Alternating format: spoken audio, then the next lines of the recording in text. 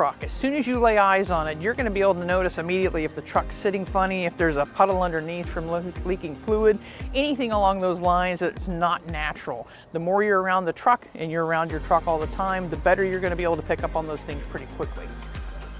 So when we're coming up to the truck, obviously we've got our signs and lettering for the company, got our DOT number.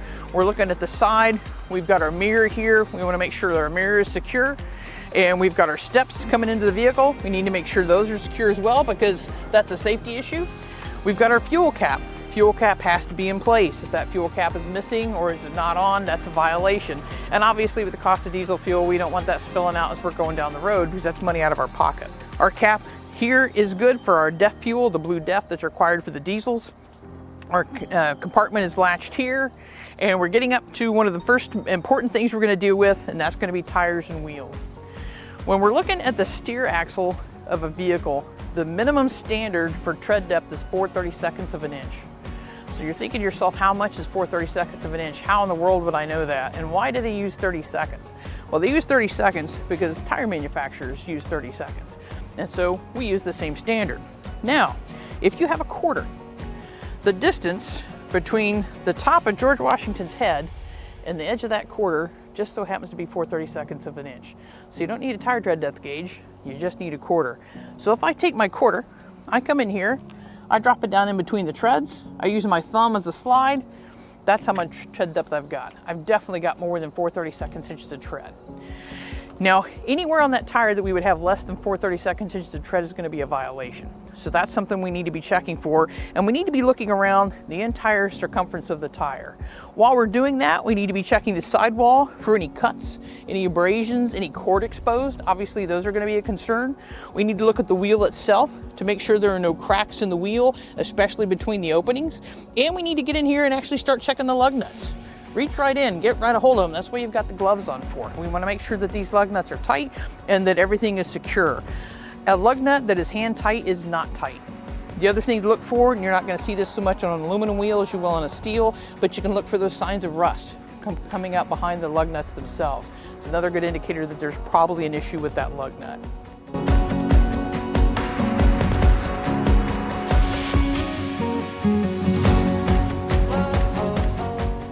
So we've come to the front of the truck. We've come up from the driver's door to this point where we're going to start looking at the lights, the windshield wipers, the windshield, things of that nature. So we're going to go through some specifics that we need to be taking a look at. Obviously, we've got another rear view mirror that we need to make sure is secure. We need to make sure that the lights themselves are secure in the mounting. If you've gone down the road meeting a vehicle at night and see that headlight vibrating, you know exactly what I'm talking about. So while we're up front, because we're by ourselves and we're doing these inspections, generally speaking, we're not going to be able to have somebody run the lights for us. So before we start the truck, and we're going to turn the headlights on, and we're going to turn our four-way flashers on. And we're also going to turn on all of our clearance and ID and marker lights and make sure that all those are working as we're doing our inspection. So obviously, front, we need 2 low beam headlights working. It's a violation to not have a headlight working. If you have no low beam headlights, that's actually an out of service violation. Get the truck shut down. We're also looking at these lights at the top. Now, generally speaking, people just refer to those all as clearance lights, but we're actually looking at specific types of lights. The 3 in the center are called center ID lights because they identify the vehicle as being wider than 80 inches in width. The lights out on the corner are the actual clearance lights that show what the clearance is of the vehicle itself, shows the maximum width, or as you can see, relatively close to the maximum width. Marker lights is another term that gets used, but those are back on the trailer and we'll talk about those in a moment. So in addition to our headlights, we have to have turn signals, both left and right, and we have to have four-way flashers. So in an emergency situation, we're broke down, we can turn those four-way flashers on and lets people know there's something going on with the vehicle itself. We're also going to make sure that the radiator is not leaking. We're looking for the puddles underneath. We're going to make sure that the grill itself is secure and the hood is not damaged because we're going to be opening the hood here in a few moments. We're going to look at the windshield. We're looking for any damage that's larger than a quarter, or we're looking for any cracks that are longer than an inch or wider than a quarter inch, or anything that is going to be an intersecting crack. Those are going to be violations. Now, the rule of thumb is anything in the sweep of the wiper blades, but we're actually looking at a distance 2 inches down from the top, an inch from each side, and 4 inches from the bottom of the windshield. So if it's in that area, that sweep, as it were, that would be an indication that something we need to make a note of on our pre-trip inspection, that was a violation.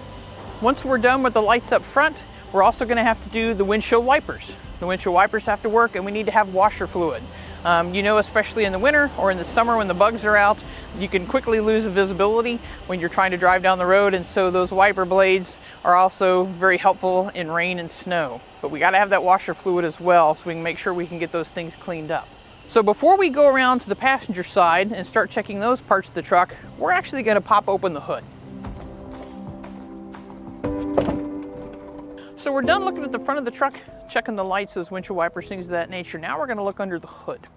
Now, one of the things I want to stress is that we never want to get under the truck unless it's parking brake set and we've got safety chocks to keep it from rolling. Obviously, with this aerodynamic design of this truck, I'd actually have to take quite a bit of effort to climb in there and get myself in that position, and we're not going to do that. We don't want you to do that either. It's all about safety while we're doing these pre-trip inspections. So let's talk about some of the things that we're looking at here. Obviously, once you pop the hood, you don't have to be a mechanic to look for leaks. We're looking at the pressure fluid or the radiator fluid overflow on the coolant. Make sure that's good. We make sure none of these sections are leaking. We can see these hoses. We can check the power steering. We've got our steering components here. We've got our oil. On this side, we can also see the fuel injectors that are lining this part of the engine here. And we can make sure those aren't leaking.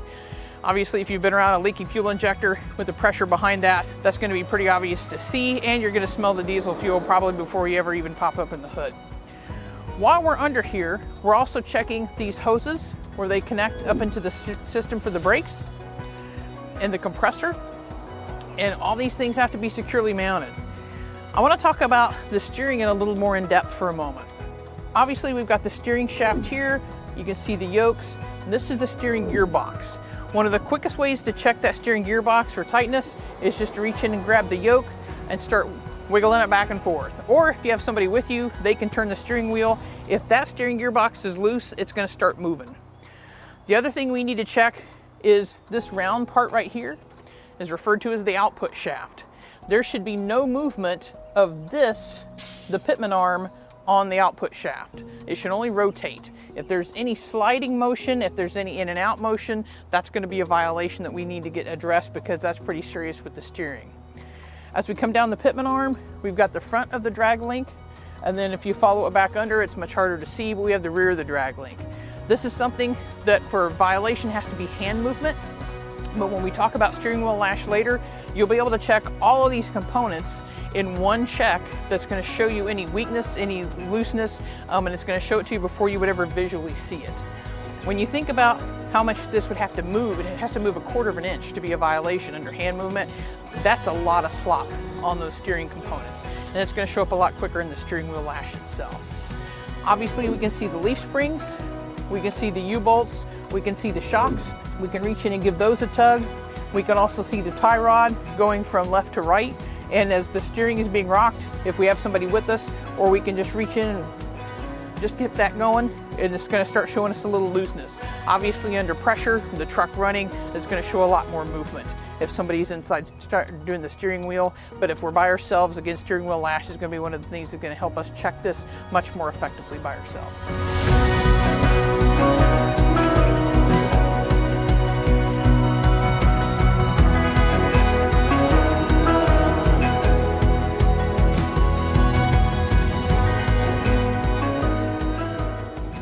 So now we're at the passenger side of the truck. Again, still looking under the hood.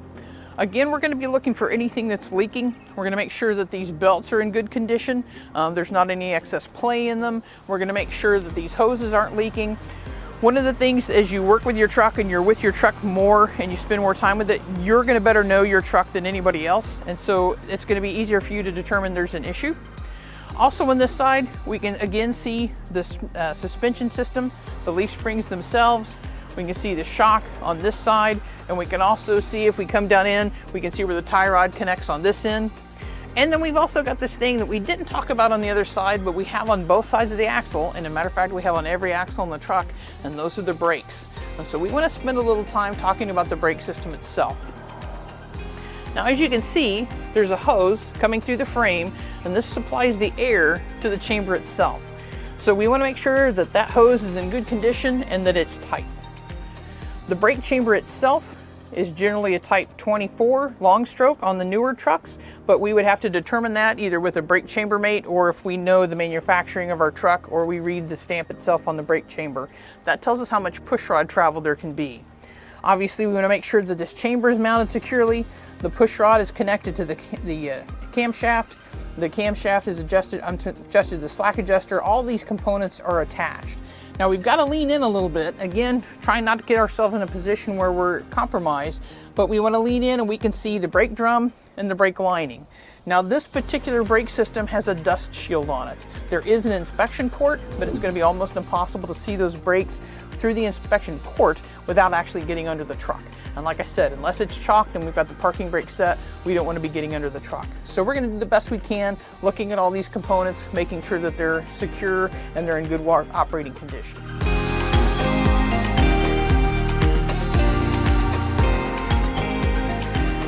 We need to make sure that nothing's on the catwalk. We're going to go into more depth on the hoses, but we need to make sure these hoses aren't on the catwalk as well. And then we're going to get into two different things. We're going to get into the drives of the truck itself, and we're going to talk about the front of the trailer. And in this case, the intermodal chassis with a container on it. So let's talk about that first. We have a clearance light here that has to be working. The other thing we're looking at is the securement of the container itself.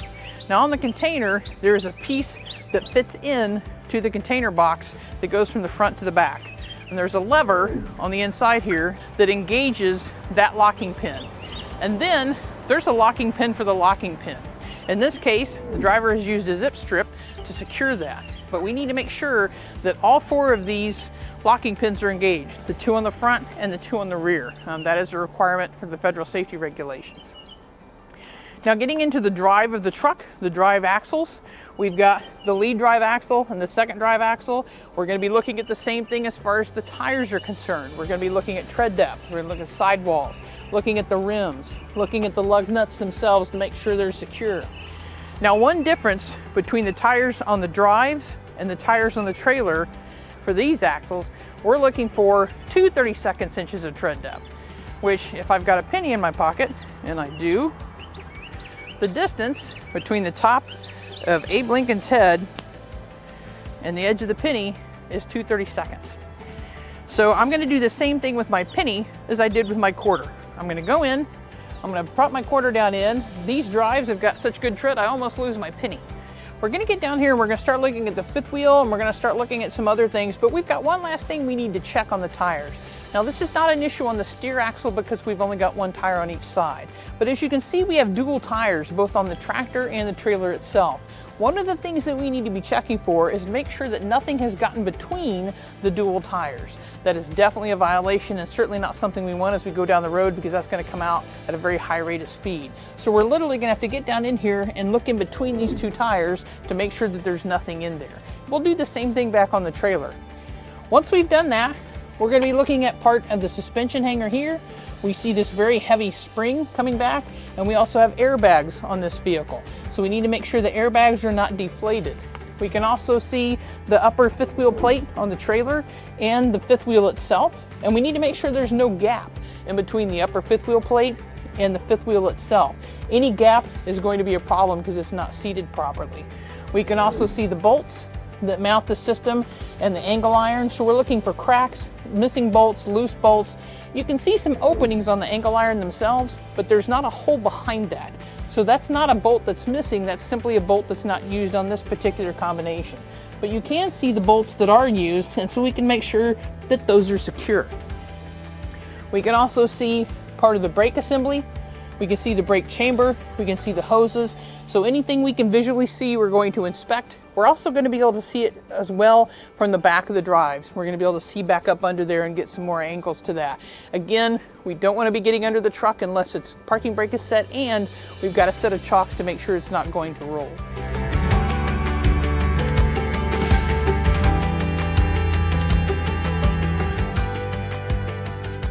So while we're looking at the drives of the truck, we need to come back here to the back and we need to look at several different things.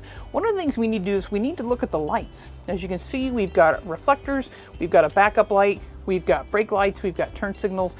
A lot of times drivers think because I'm pulling a trailer, I don't have to worry about these lights.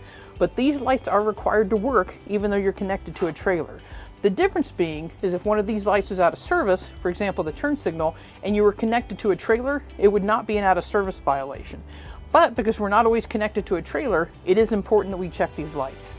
We also need to make sure that our mud flap hangers have this red and white conspicuity marking tape. The trailer has to have it as well. And so we can see in this upper section of the chassis, it has the red and white, and this lower section of the chassis has the red and white pattern as well.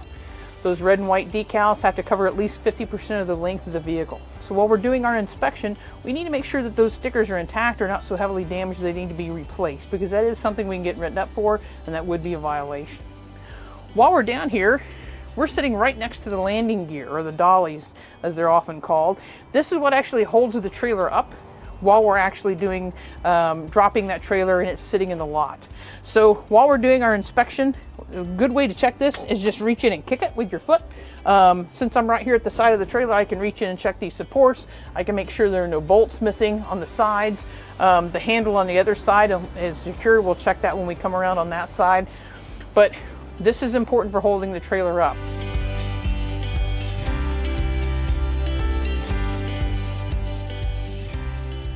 And then we come back here and we'll see this light.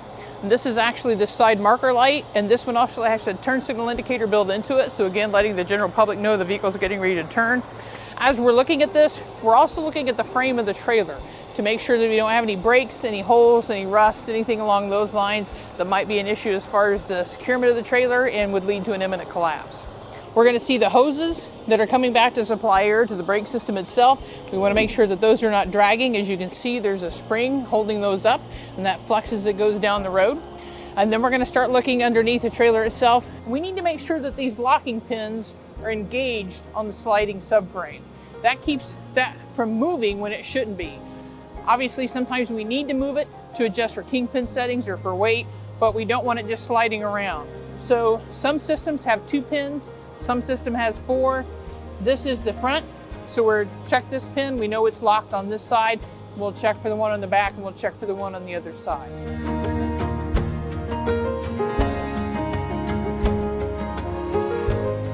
So here on the back, we looked at the locking pin on the front. This is our locking pin on the rear. The lock is engaged, and this is the retaining pin to hold that in place. And again, we've got a zip strip to hold that in place, so this one is secure. This is our side rear clearance light. So this is the one on this side that we'll look at. Moving around to the back, we're going to be looking at the lights on the back. We're going to be looking at this vehicle, because it is an intermodal container chassis, has the center ID lights on the lower portion and not on the top. But again, we'll be looking at brake lights, turn signals, 4-way flashers, tail lights, all those things that have to be working. We also want to take a look at the doors, make sure those are secure. And then last but not least, on the back, we have the DOT bumper, or the rear impact guard if you look it up in the regulations. Just give that a good swift kick. That should not give in any way, shape, or form to the human foot and the human leg kicking it. If it's good and solid, we're going to be in good shape. And then also, we need to have the red and white pattern of conspicuity tape across the back of the vehicle.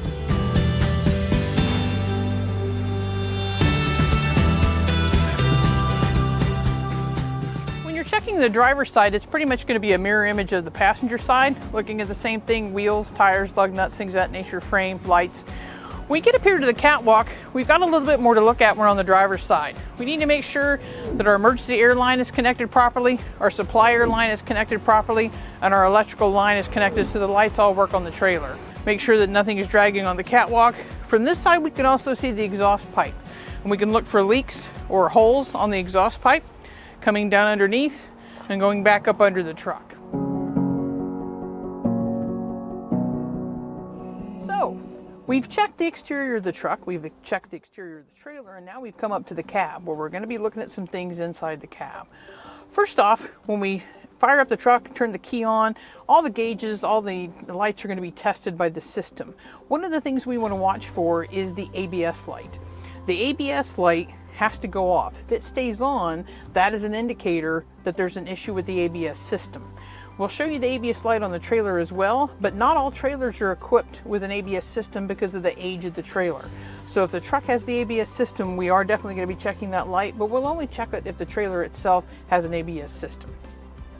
We're also going to be looking at any indicators for engine oil pressure or transmission pressure or warning lights that are letting us know that there's something wrong with the vehicle that we need to address.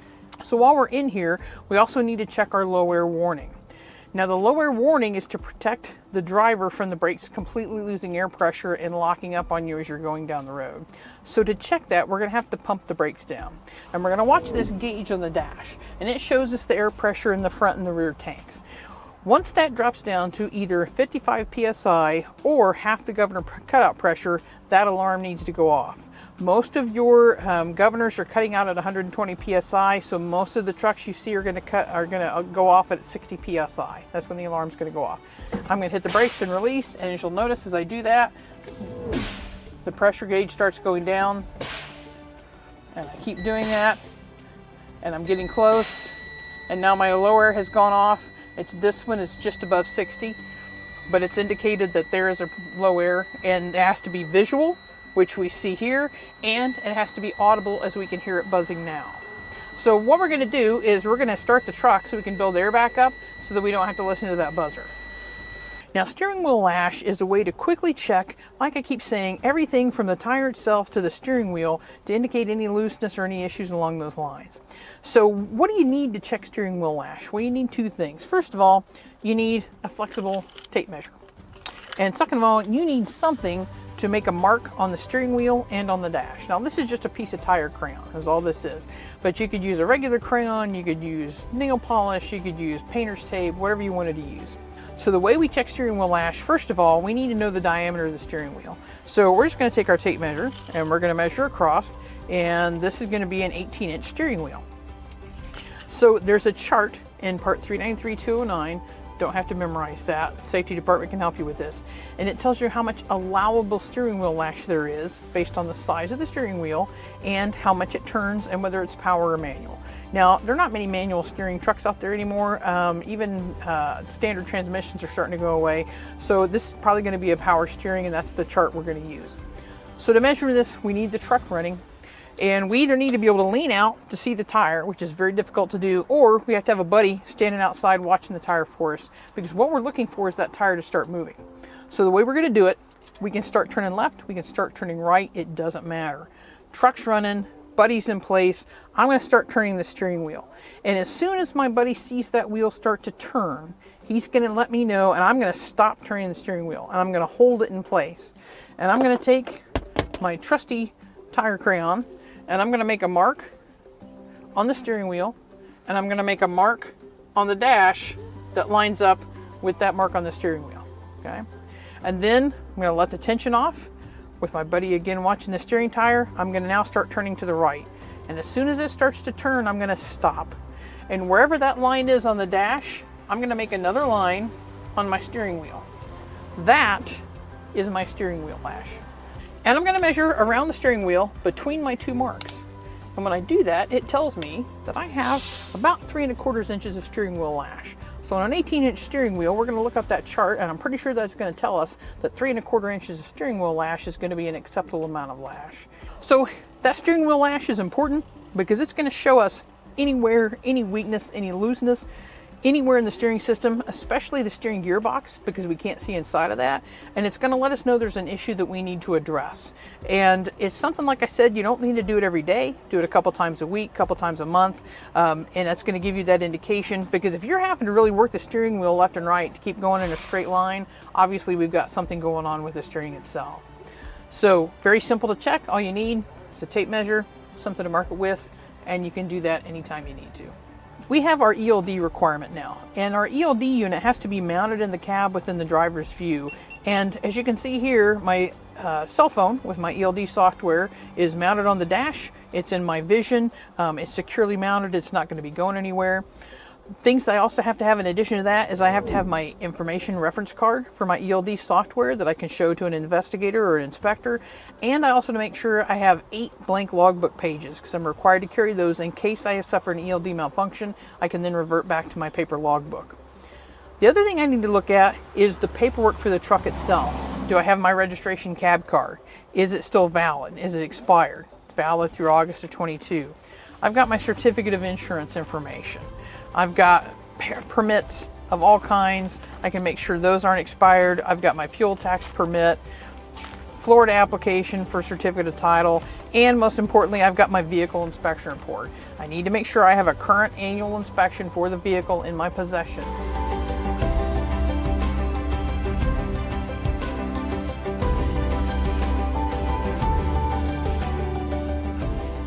Last thing we need to talk about on the tractor itself is we need to make sure we have emergency equipment. Now, the three things we have to have for emergency equipment is we have to have a fire extinguisher, we have to have a set of safety warning devices or warning triangles, and then we also have to have spare fuses. Now, some trucks only use a circuit breaker, and if that's the case, we don't need spare fuses in that case. But what we always need to have is we need to have a set of triangles, and we need to have a fire extinguisher. That fire extinguisher needs to be secure. So when we look at that fire extinguisher, the other thing we need to make sure we have is that it's a 5 BC rated fire extinguisher. And we also have to make sure that the indicator is showing that it is full. Now, if you're hauling hazardous materials, you're required to have a 10 BC fire extinguisher, and we have to have 3 of the triangles that can't be broken, and these we put out when we broke down on the side of the road. You have the option, if you're not hauling hazardous materials, to use flares, the burning flares that you sometimes see at night. The thing is, if you're going to use flares, you have to have 6 of the flares, and they have to be burning the entire time you're broke down. So if you're going to be broken down for 3 hours, those flares only burn about 30 minutes each. So you're much better off to have a set of triangles. So that's a pre-trip inspection. As you can see, there's a lot to it, just like the pre-trip inspection you did to get your CDL license. Now, some things I want you to remember and to keep in mind. We got to check those brakes. Brakes are the #1 violation found on roadside inspections. They can lead to crashes, they can lead to out-of-service violations, so that's very important that we check those brakes. Second, we've got to look at the lights. Lights burn out all the time, so we continuously have to be checking those lights, especially those lights in the back with our turn signals, our brake lights, things that let people know where we're at and where we're going. And last but not least, don't forget the steering wheel lash. It's not something you have to do every day, but it is going to allow you to find any weaknesses in your steering from the tires to the steering wheel that you might not see visually. If you have questions, please reach out to your safety department. They can answer any questions you have and give you guidance on where you can get information to answer any of your specific questions.